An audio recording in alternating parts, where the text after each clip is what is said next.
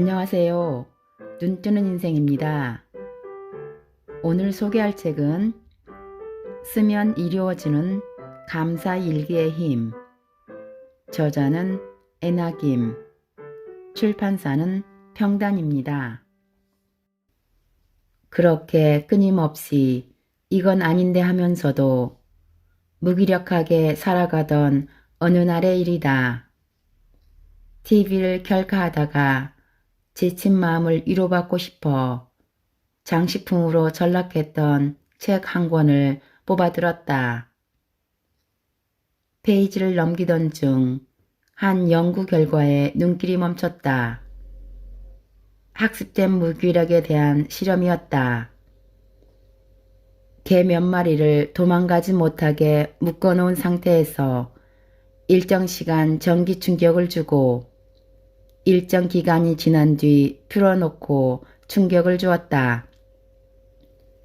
상식적으로 생각하면 충격을 피해 달아나는 게 맞지만 개들은 벗어나려는 노력을 포기한 채 꼼짝 않고 낑낑거리며 전기 충격을 받아냈다. 이 실험은 과도한 스트레스에 노출되면 불가피하게 무기력감이 몸에 배어 벗어날 수 있는 돌파구가 보여도 자포자기를 하게 된다는 것을 보여준다. 갑자기 가슴이 먹먹해졌다. 그리고 내 마음이 딱딱하게 굳어버린 것 같았다. 내가 어떻게 행동해도 결과는 비슷할 것이라는 무기력한 좌절감이 학습돼 삶의 의욕을 잃은 그 안타까운 모습이 마치 내 모습처럼 느껴졌기 때문이다.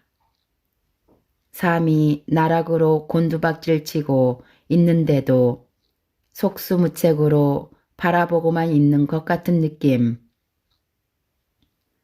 내가 제대로 살고 있는지에 대해 깊은 회의를 느꼈다.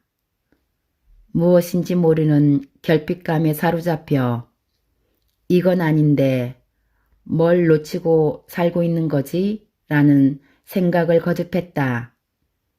그렇게 무감각하고 무기력한 상태를 알아챈 뒤에도 상황은 나아지지 않았다. 어떻게 해야 벗어날 수 있는지 몰랐기 때문에 벗어나려고 애를 쓰면 쓸수록 더 깊은 구렁텅이에 빠지는 듯한 느낌이 들었다. 그러던 어느 날 감사라는 감정에 제대로 눈뜨는 사건이 일어났다. 추석 연휴를 맞아 모처럼 편안한 오후를 즐기던 중 우연히 TV에서 이지선 씨에 대한 다큐멘터리 방송을 보게 되었다. 23살 이화여대 졸업반이던 그녀는 오빠와 차를 타고 가다가 음주운전 차량과 충돌하는 심각한 사고를 당했다. 그녀는 이 사고로 대한민국 화상 1등이라는 별명을 얻을 만큼 전례를 찾아보기 힘든 심각한 화상을 입었다. 다큐멘터리는 사고 후 이지선 씨가 지독한 운명과 화해하고 희망으로 다시 일어서기까지의 과정을 담고 있었다. 그녀의 용기와 어머니의 사랑, 오빠의 진정성, 이 모든 것이 나의 무감각한 감정을 뭉클하게 만들었다. 감사하면서 살아야 한다는 것은 분명히 알고 있었다. 다만 그녀를 통해 삶의 모든 것에 감사할 수 있음을 보았다. 머리로만 알던 것을 가슴으로 깨닫는 순간이었다. 감사한 일이 있어서 감사하는 것이 아니라 감사하면 감사할 일이 넘친다는 단순한 진리를 배운 셈이다. 감사는 하는 것이 아니라 찾는 것이다. 이지선 씨가 몇 년 뒤 자신의 이야기를 담담히 담아낸 책 시선아 사랑의 일부다. 사방을 둘러보아도 길은 보이지 않고 사막 한가운데에 광야에 버려져 있는 느낌이었습니다. 눈을 감지 못하니 밤이면 안대를 눈에 올려놓고 잠을 잤습니다. 아침에는 눈에 가득 고여있는 누런 진물을 닦아내고 그런 모습을 하고 있는 딸에게 엄마는 식사 때마다 붕대 사이로 흘러나오는 진물이 밥알과 함께 입으로 들어가는 것을 보면서도 그걸 제게 먹일 수밖에 없는 하루하루가 계속되었습니다. 그런 저를 지켜보는 엄마의 마음에도 절망이 찾아왔겠지요. 엄마는 이건 정말 사람이 할 짓이 아니라고, 사람 사는 게 아니라고 생각했다고 합니다.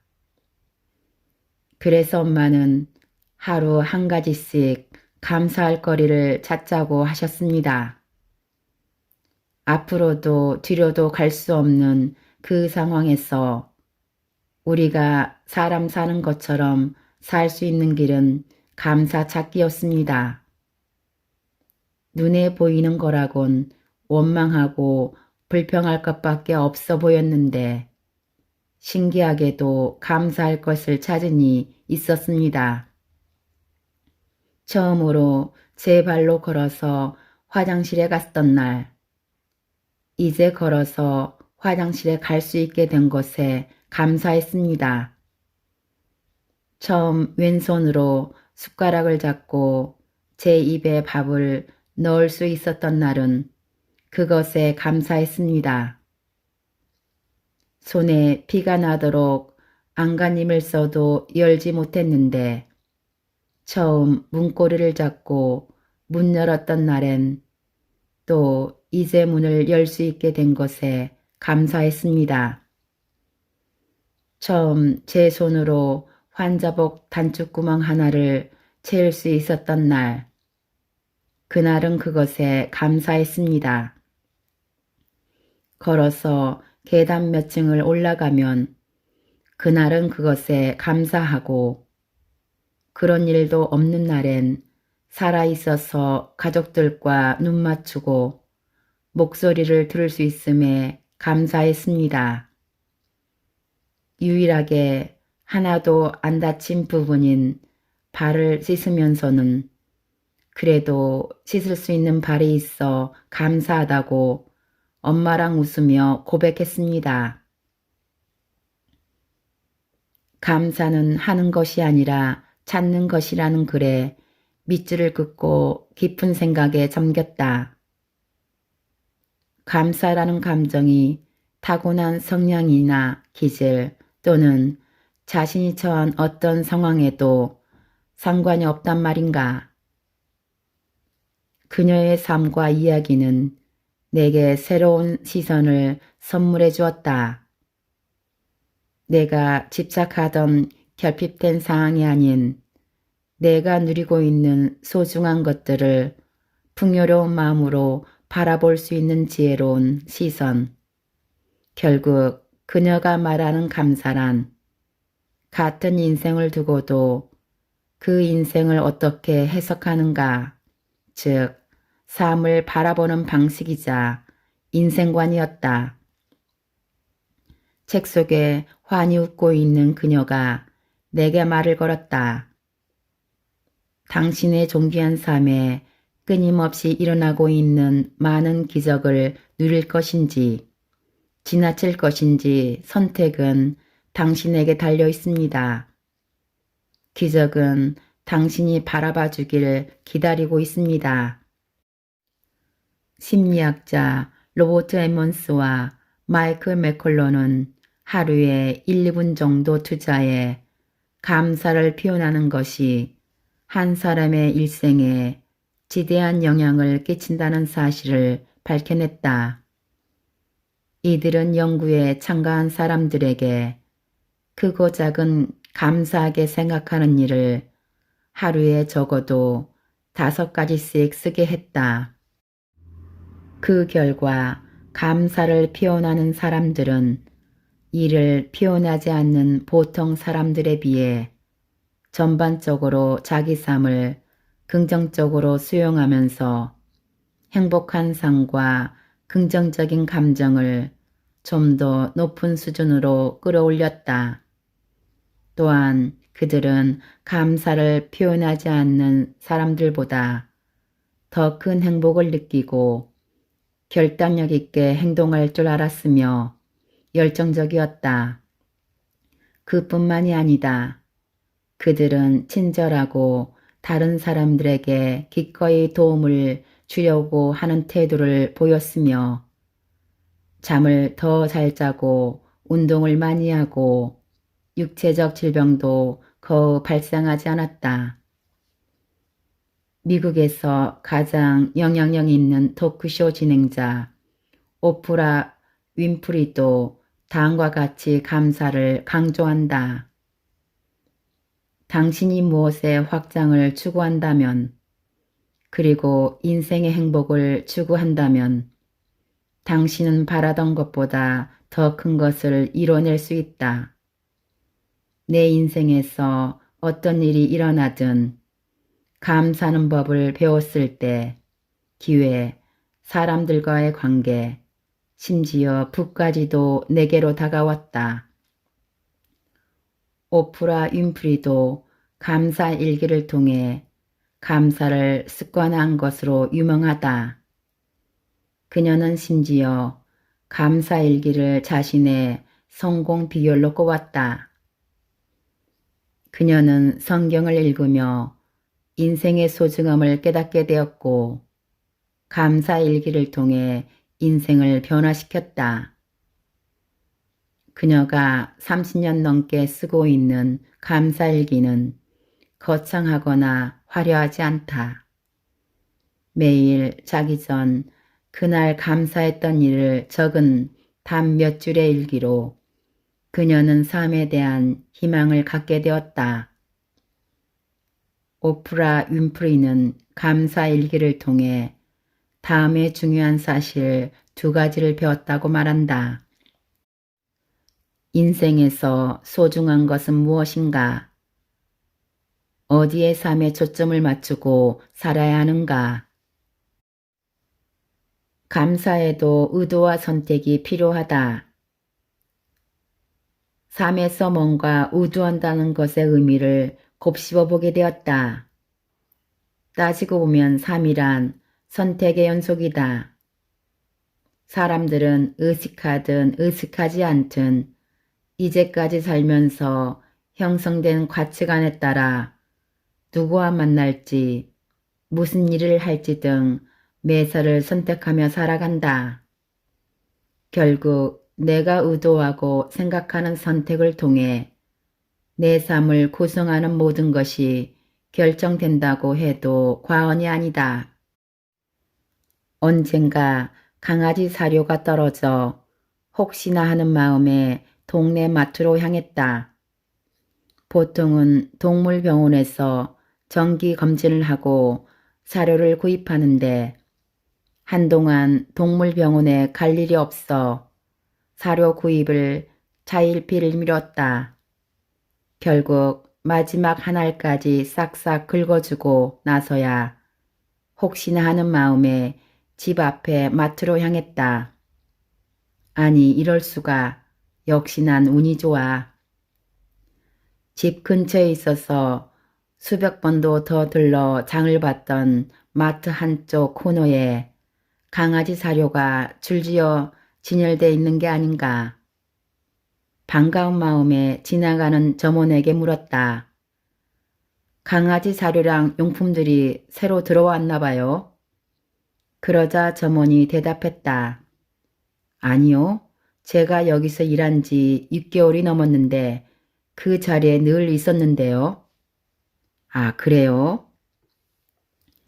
6개월 동안 그 자리에 있었던 것들을 나는 왜 진작 보지 못했을까?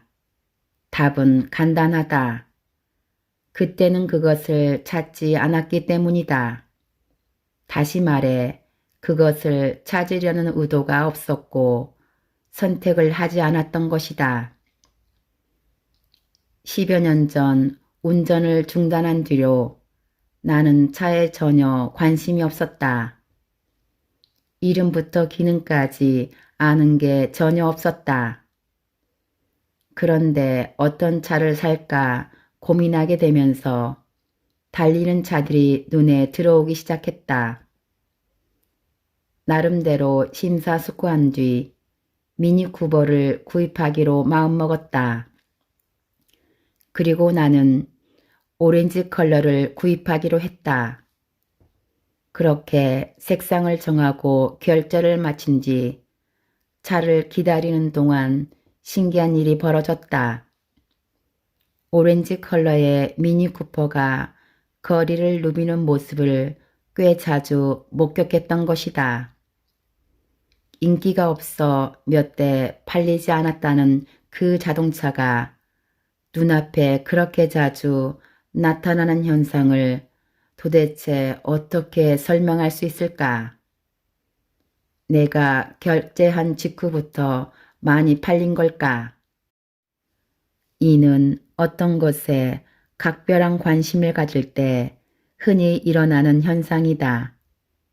내가 내 삶 속에 강아지 사료를 오렌지 컬러의 미니 쿠퍼를 끌어들이자 강아지 사료도 희귀한 컬러의 미니 쿠퍼도 눈에 띄게 된 것이다. 어떤 물건이나 생각이 자신의 인식 영역 안으로 들어오면 우리는 어디를 가든 새삼스레 그것을 눈여겨보게 된다. 사람의 두뇌는 어떤 목표가 강하게 입력되고 나면 그 목표를 달성하기 위해 움직이기 시작한다. 그때까지 무심히 지나친 기회나 사물들, 사람들이 갑자기 눈에 보이고 귀에 들리고 만나게 된다. 전문가들에 따르면 이는 두뇌에 있는 RAS, 신경만 활성화 시스템 효과다. RAS는 신체 주위에 있는 방대한 정보를 선별하는 기능이다.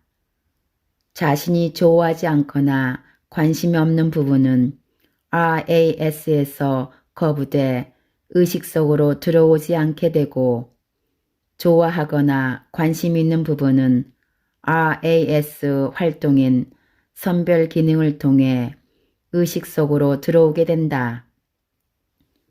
이렇게 무엇인가를 마음속으로 원하고 선택하면 자신의 의식 여부에 관계없이 뇌가 자동적으로 정보를 수집해준다.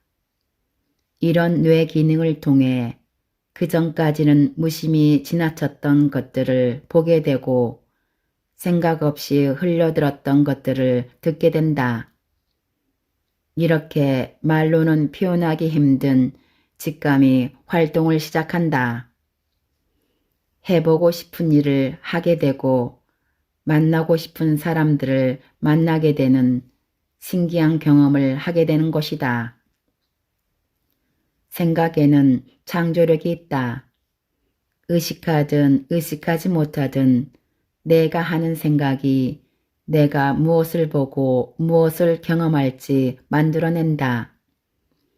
무엇을 생각하든 그 생각의 깊이와 강도에 따라 우리의 삶에 부메랑처럼 되돌아온다. 감사란 감정도 나는 삶에 감사하면서 행복해지겠다는 의도를 가질 때 감사를 통한 행복이 내 삶에 밀려든다. 인생에는 신나고 즐겁고 행복한 순간들이 있는 반면 불안하고 화나고 극도로 절망적인 순간들도 있다. 이런 순간들은 대체로 시실과 날실처럼 엮어 이루어진다. 비 오는 날 지하철에서 옆 사람의 우산 때문에 젖은 바지에 짜증이 나고 결혼 기념일은 매번 잃어버리면서 축구 경기 일정은 칼같이 기억하는 배우자에게 서운해하며 어깨가 살짝 닿았을 뿐인데 혀를 차며 노려보는 행인의 행동에 덩달아 화가 난다. 하지만 이와는 반대로 동료 직원의 입에 발린 칭찬에 기분이 좋아지고 창밖의 빗소리에 아득한 추억에 잠겨 흐뭇해하는가 하면 남편이 뜬금없이 내미는 꽃 한 송이에 가슴 설레이기도 한다. 우리는 이런 감정이 외부 상황에 따라 수동적으로 느껴지는 것으로 착각한다. 내가 그랬듯이 많은 사람들은 자신의 감정은 어쩔 수 없고 바꿀 수도 없을 거라고 생각한다. 아니, 바꾸고 싶다는 마음은 있지만 막상 그 상황이 되면 같은 행동을 반복한다.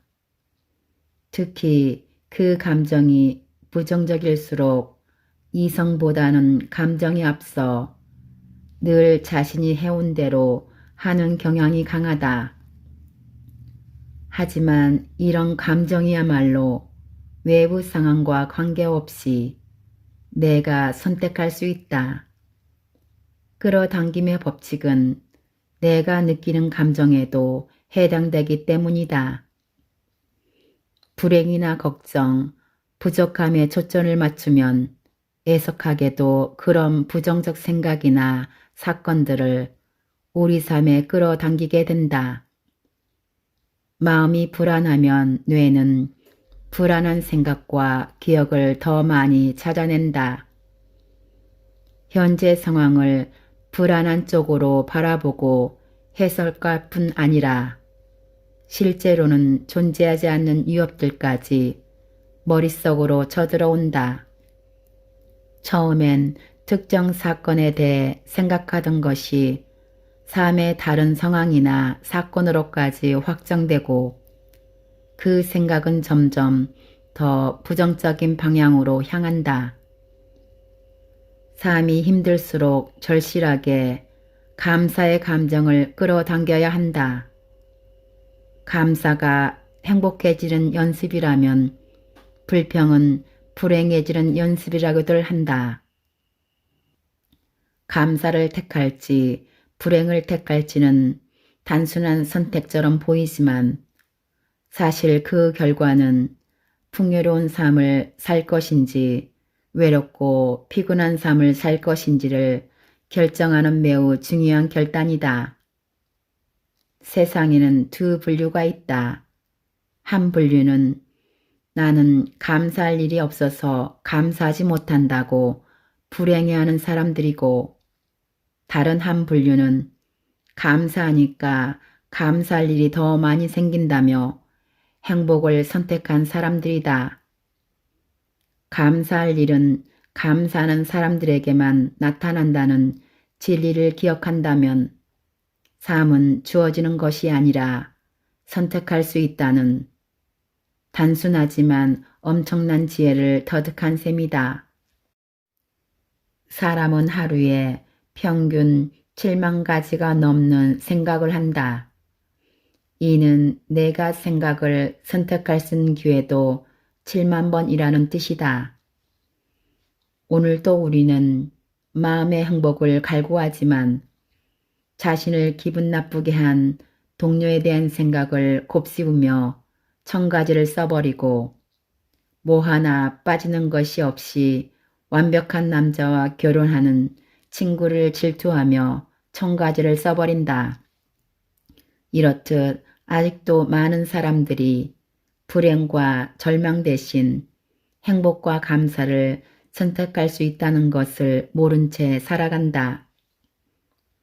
어떤 의도를 가지고 무슨 생각을 할지에 대한 선택이 인생을 결정한다. 다음은 나의 비전 중 일부다. 아침마다 감사하겠다는 의도를 가지고 소리내 읽는 글귀이기도 하다.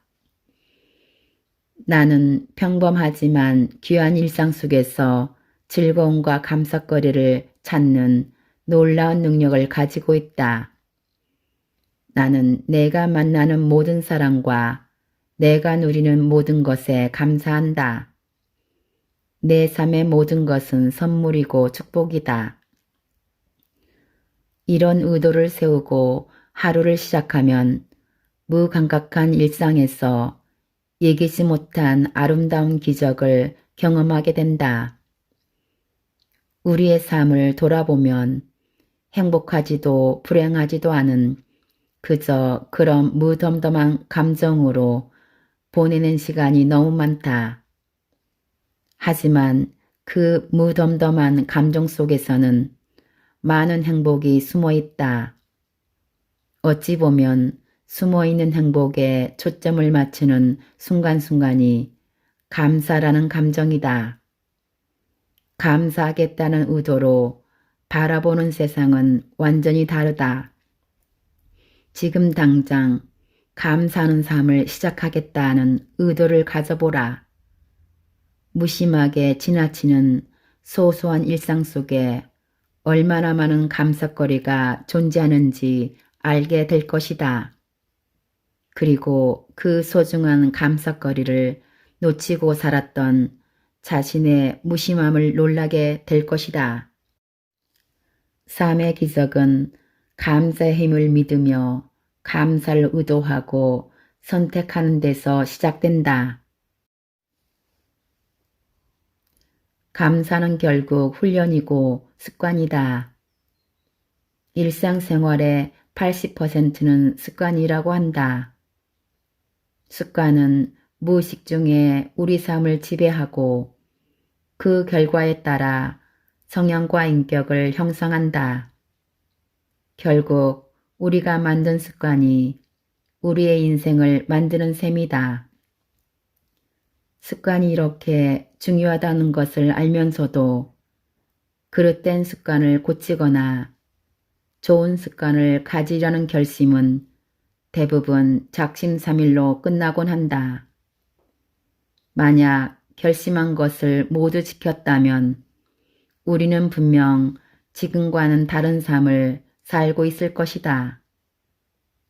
운동이 몸에 좋다는 것을 알면서도 숨쉬기 운동만 하고 살찌는 것을 알면서도 밀가루 음식을 즐겨 먹으며 다음날 힘들 것을 알면서도 친구들의 2차 행렬에 끼고 만다.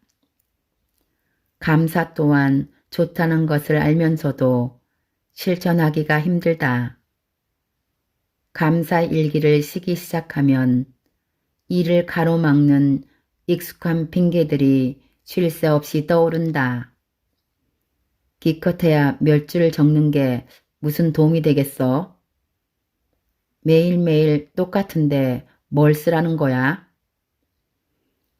억지로 머리를 쥐어짜면서까지 감사를 해야 하나? 그럴 시간에 차라리 친구와 수다를 떨거나 맥주 한 잔 마시면서 여유를 가지는 게 내 정신 건강에 더 도움이 되지 않을까? 학교 다닐 때처럼 누가 억지로 시키는 것도 아니고 안 쓴다고 해서 혼날 일도 없으니 오늘 하루쯤 그냥 넘어가도 되겠지 하며 자일피일 미루다 포기하기 쉽다. 그렇게 쓰다 포기하기를 반복하다 보면 나는 왜 이렇게 의지가 약할까 하는 생각에 한숨이 절로 나온다. 그래서 내가 찾은 것이 감사 친구다. 나는 소그룹을 결성하거나 커뮤니티를 만드는 대신 진심으로 나눌 수 있는 감사 친구를 선택했다. 얼굴이 밝아지고 기분이 좋아지는 등 감사 일기의 효과를 체감하고는 이것을 습관해야겠다는 생각이 강해졌고 서로 마음을 나눌 수 있는 친구와 감사 일기를 공유하기 시작했다. 서로를 향한 격려와 응원 덕분에 초심을 유지할 수 있었고 2달쯤 지나자 서로 점검하지 않아도 두 사람 모두에게 감사일기는 자연스러운 습관이 되었다. 함께한 방법은 간단하다. 매일 아침 7시에 문자로 감사일기를 썼는지 서로 확인하고 그중 인상적인 일은 문자나 전화, 만남을 통해 공유했다. 또 생각이 날 때마다 지금 무엇에 감사하고 있습니까? 하는 일게임의 문자나 나는 이런 일로 지금 아주 감동받고 감사하는 중 등의 경험을 나누는 문자를 보냈다. 별것 아닌 듯 하지만 누군가와 뭔가를 함께 해낸다는 것, 이것이 우리에게는 정말 큰 힘이 되었다. 처음에 감사일기를 함께 써보자고 제안한 사람은 나였지만 내가 꾸준히 일기를 쓸 수 있게 해준 친구는 바로 그 친구이다. 최근 발표된 심리학 연구를 보아도 자신의 목표 달성을 돕고 격려해주는 사람이 있다는 것은 정말 큰 힘이 된다. 다이어트를 예로 들어보자. 체중 조절 프로그램에 혼자 참여한 사람들은 76%가 프로그램을 마쳤고 줄어든 체중을 꾸준히 유지하는 사람은 24%에 불과했다. 이에 비해 친구와 함께 프로그램에 참여한 사람은 무려 95%가 프로그램을 마쳤고 무려 60%가 6개월 동안 줄어든 체중을 유지하는 데 성공했다고 한다. 감사 친구를 만들면 누릴 수 있는 장점은 또 있다. 일기 내용을 공유하면 친구의 감사거리에서 내가 미처 발견하지 못했던 것을 찾아냄으로써 주변을 한 번 더 돌아보는 지혜를 배울 수 있다. 또한 서로에게 주는 공감과 지지로 감사 에너지가 증폭돼 더욱더 많은 감사거리를 찾아낼 수 있기도 하다. 한 사람이 하품을 하면 그 옆 사람도 하품을 하게 되는 것처럼 불평불만을 늘어놓는 사람들 옆에서는 부정적 감정에 휩싸이게 된다. 사회심리학의 법칙 가운데 감정의 전염 법칙이라는 것이 있다.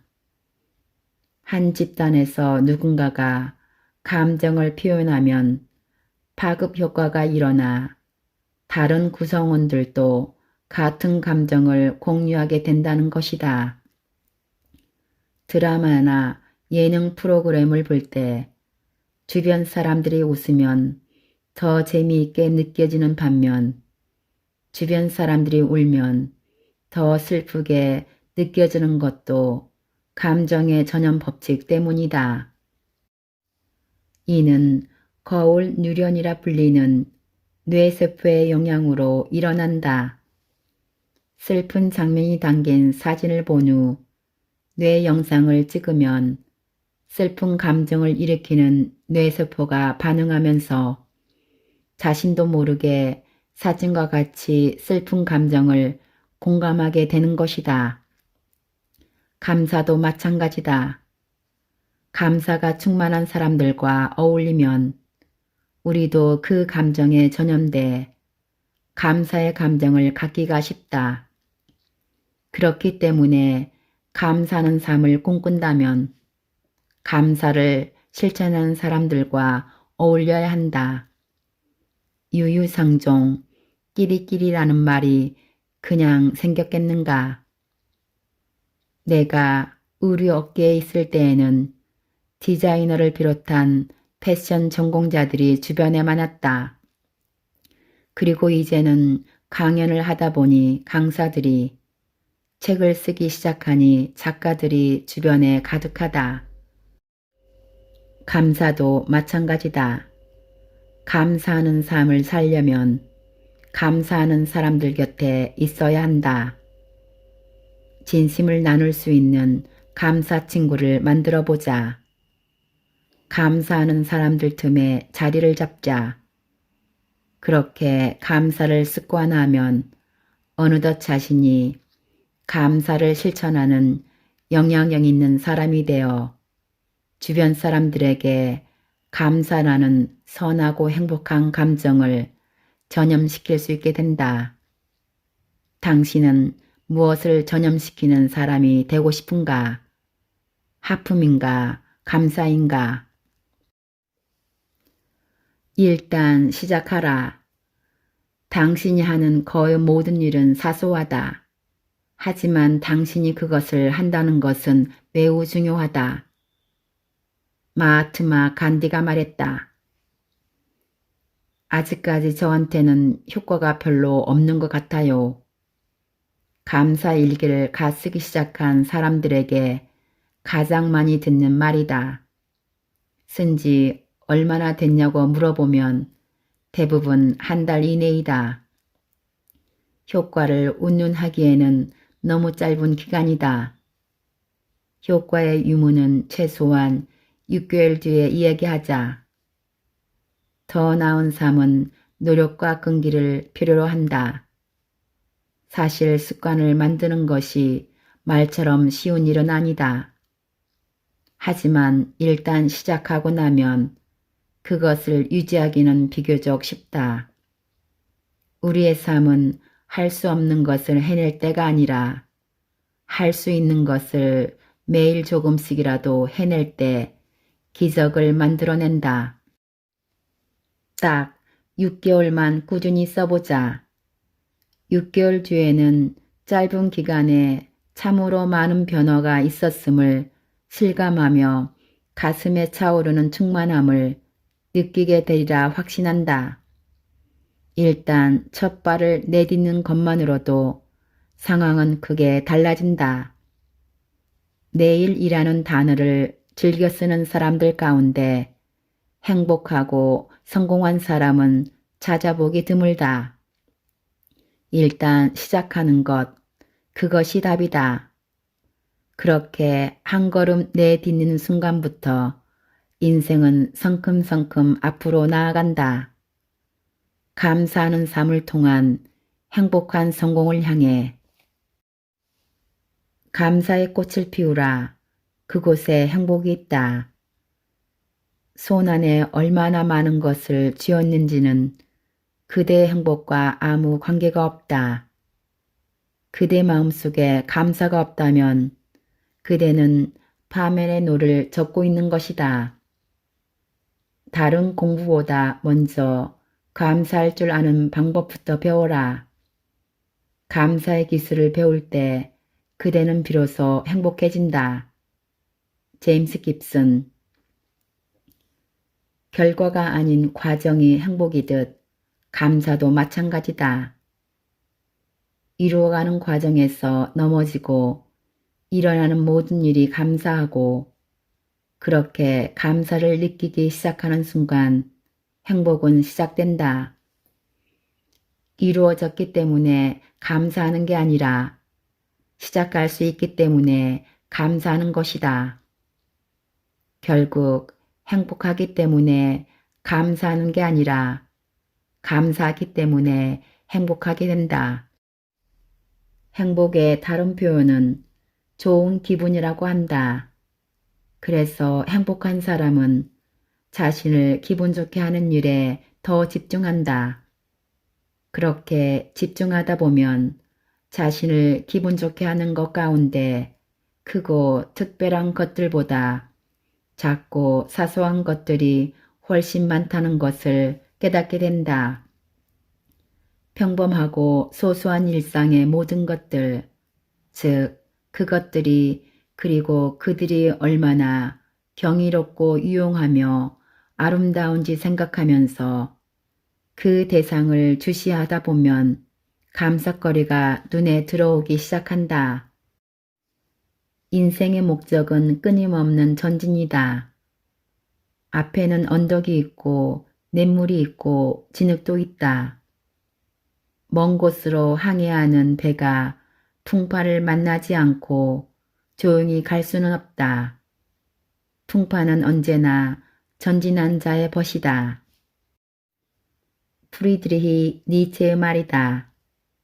예전에는 전진하는 과정이 마냥 힘들게만 느꼈다면 지금은 그런 풍파 속에서도 뿌듯함을 느낀다. 그런 힘겨운 속에서도 감사한 사람들과 감사할 일들과 감사한 것들이 있음을 놓치지 않는 지혜를 얻었기 때문이다. 그렇게 끝나지 않을 것 같던 아픔을 끝내고 그 아픔이 있었기에 감사함이 있음을 또 한 번 깨닫는다. 그래서 나는 오늘도 책상 앞에 앉는다. 매일매일 비슷한 일상인 것 같지만 곰곰이 생각하며 하루 일을 써 내려가다 보면 어느 날도 똑같은 날이 없다. 이렇게 써 내려가는 일기 속에는 삶을 겪으며 진화하고 모양새를 갖춰가는 내 모습이 보인다. 나 자신을 사랑하고 인정하고 싶다면, 내가 누구인지 정체성을 찾고 싶다면, 삶이 주는 고통에서 벗어나고 싶다면, 지금보다 풍요로운 삶을 살고 싶다면, 사랑이 충만한 삶을 살고 싶다면, 행복한 성공을 이루고 싶다면, 그렇다면 지금 당장 일기장을 펼쳐라. 사소한 것부터 엄청난 것까지 일상에서 일어나는 감사거리를 빠짐없이 기록해보라. 그렇게 감사를 기록하다 보면 당신이 얼마나 많은 애정을 받으며 커다란 행운을 누리고 있는지 깨닫게 될 것이다. 당신은 언제나 지금보다 더 나은 삶을 바라왔으며 그런 삶을 이뤄낼 것이다. 결국 세상의 모든 기적은 그렇게 당신 안에서 시작된다. 지금까지 쓰면 이루어지는 감사의 일기의 힘에서 일부 요약 발췌하여 읽어드렸습니다. 감사합니다.